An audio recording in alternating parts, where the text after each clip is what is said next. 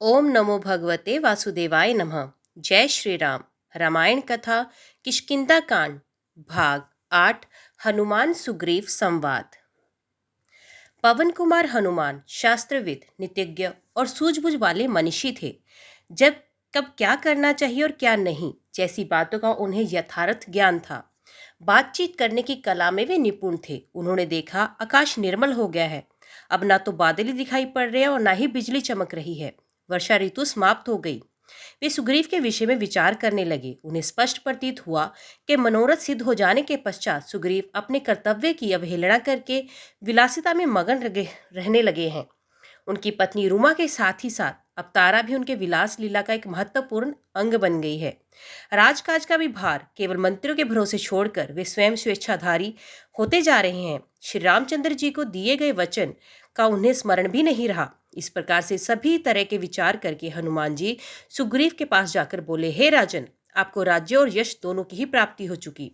आपने कुल परंपरा से प्राप्त लक्ष्मी का भी विस्तार कर लिया है। अब आपको मित्रों को अपने वचनों को भी पूरा कर डालना चाहिए। अपने मित्र के कार्य को सफल बनाने के लिए जो प्रतिज्ञा की है उसे पूरा करना चाहिए।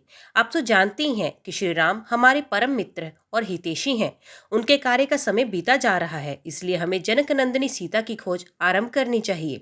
सुग्रीव सत्व गुण से संपन्न थे। हनुमान के द्वारा स्मरण दिलाए जाने पर तत्काल उन्होंने श्री राम के कार्य को सिद्ध करने का निश्चय किया। उन्होंने नील नामक कुशल वानर को बुलाकर आज्ञा दी, हे नील, तुम ऐसा प्रयत्न करो जिससे मेरी संपूर्ण सेना शीघ्र यहाँ एकत्रित हो जाए। सभी युद्धपतियों को सेना एवं सेनापतियों के साथ यहाँ अविलंब एकत्रित होने का आदेश दो। राज्य सीमा की रक्षा करने वाले सब उद्यमी एवं शीघ्रगामी वानरों को यहाँ तत्काल उपस्थित होने के लिए आज्ञा प्रसारित करो। सभी को सूचित कर दो कि जो भी वानर 15 दिन के अंदर यहाँ बिना किसी अपरिहार्य कारण के उपस्थित नहीं होगा उसे प्राणदंड दिया जाएगा। ऐसा प्रबंध कर सुग्रीव अपने महलों में चले गए। शरद ऋतु का आरंभ हो गया, किंतु राम को सुग्रीव द्वारा सीता के लिए खोज करने की विषय में कोई सूचना नहीं मिली। वे सोचने लगे, सुग्रीव अपना उद्देश्य सिद्ध हो जाने पर मुझे बिल्कुल भूल गया। ऐसा प्रतीत होता है अब सीता को पाने की कोई आशा शेष नहीं रही।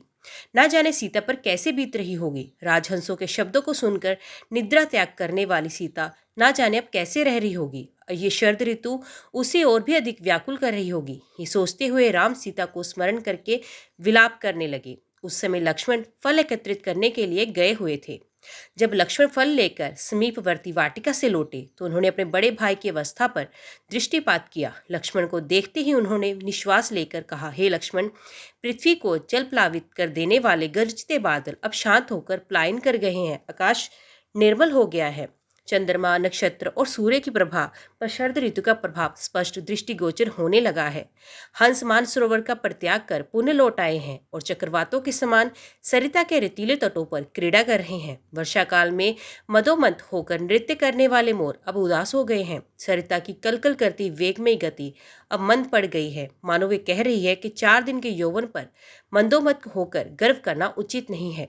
सूर्य की किरणों ने मार्ग की कीचड़ को सुखा डाला है। इससे वे आवागमन और यातायात के लिए खुल गए हैं। राजाओं की यात्रा के दिन आ गए हैं, परंतु सुग्रीव ने ना तो अब तक मेरी सुधि ली है और ना जानकी की खोज कराने की कोई व्यवस्था की। वर्षा काल के 4 मास सीता के वियोग में मेरे लिए 100 वर्ष से भी अधिक लंबे हो गए, परंतु सुग्रीव को मुझ पर अभी तक दया नहीं आई। पता नहीं मेरे भाग्य में क्या लिखा है। राज्य छिन गया, देश निकाला हो गया, पिता की मृत्यु, पत्नी का अपहरण हो गया, अंत में इस वानर के द्वारा फिर ठगा गया। हे वीर, तुम्हें याद होगा कि सुग्रीव ने प्रतिज्ञा की थी कि वर्षा ऋतु समाप्त होते ही सीता की खोज कराऊंगा, परंतु अपना स्वार्थ सिद्ध हो जाने के बाद वे इस प्रतिज्ञा को इस प्रकार भूल गया। इसलिए तुम किष्किंधा जाकर उस स्वार्थी वानर से कहो कि जो प्रतिज्ञा करके उसका पालन नहीं करता वे नीच और पतित होता है। क्या वे भी वाली के जैसे ही यमलोक को जाना चाहता है? तुम उसे मेरी ओर से सचेत कर दो ताकि मुझे कोई कठोर पग उठाने के लिए विवश ना होना पड़े। जय श्री राम।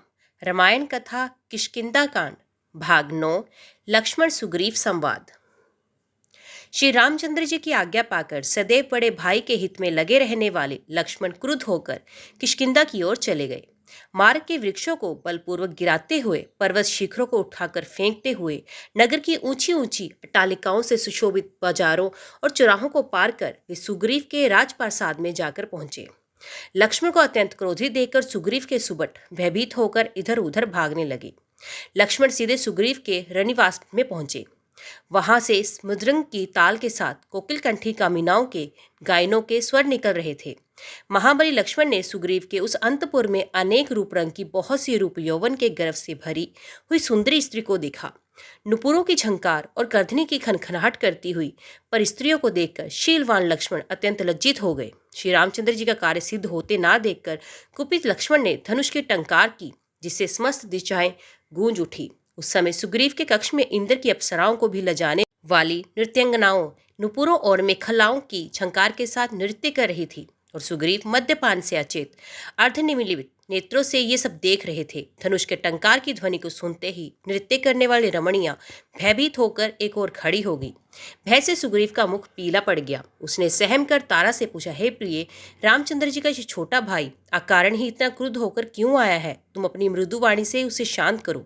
जैसे भी हो वाणी कौशल से उसके क्रोध को शांत करके यहाँ आने का कारण ज्ञात करो।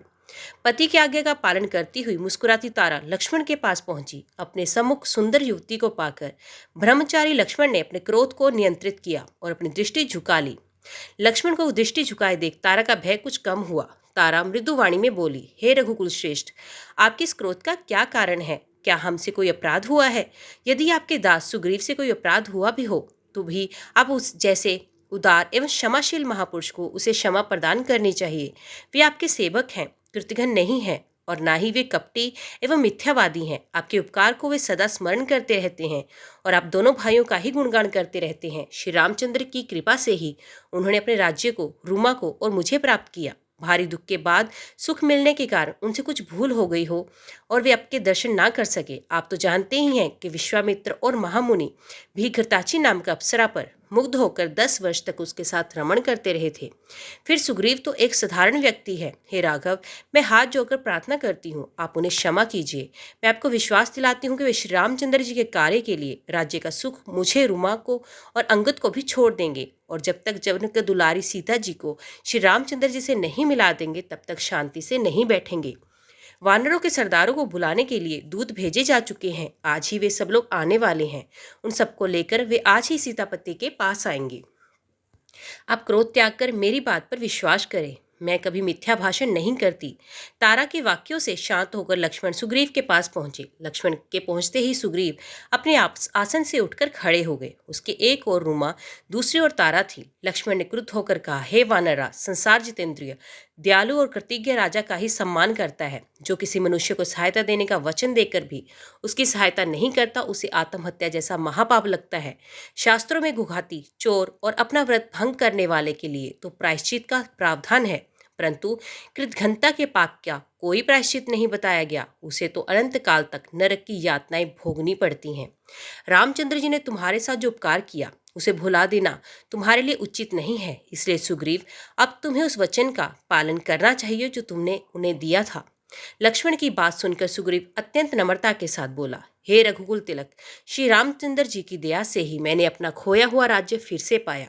इसलिए उनके इस महान उपकार को मैं जीवन भर नहीं भूल सकता। मैं जानता हूँ वे अपने अपूर्व पराक्रम से सीता को चुराने वाले राक्षस को एक क्षण में नष्ट कर सकते हैं। केवल मेरा मान बढ़ाने के लिए वे मुझसे सहायता मांग रहे हैं। इसके लिए मैं उनका अत्यंत अनुग्रहित हूँ। उनके साथ मेरी सेना और मैं भी युद्ध करने के लिए चलेंगे। अब तक हुए विलंब के लिए आप मुझे क्षमा करें। लक्ष्मण इन वचनों से संतुष्ट होकर बोले, अब तुम मेरे साथ चलकर भैया के दुखी मन को संतोष दो। वे सीता जी का वियोग में बहुत दुखी हो रहे हैं। ओम नमो भगवते वासुदेवाय नमः। जय श्री राम। तो दोस्तों, आज की वीडियो में बस इतना ही। उम्मीद करती हूँ वीडियो आपको पसंद आई होगी। वीडियो पसंद आई हो तो वीडियो को लाइक और चैनल को सब्सक्राइब ज़रूर कीजिएगा। तो मिलते हैं अगले अध्याय के साथ। तब तक के लिए देखते व सुनते रहिए। जय मां कंजक, जय माता दी।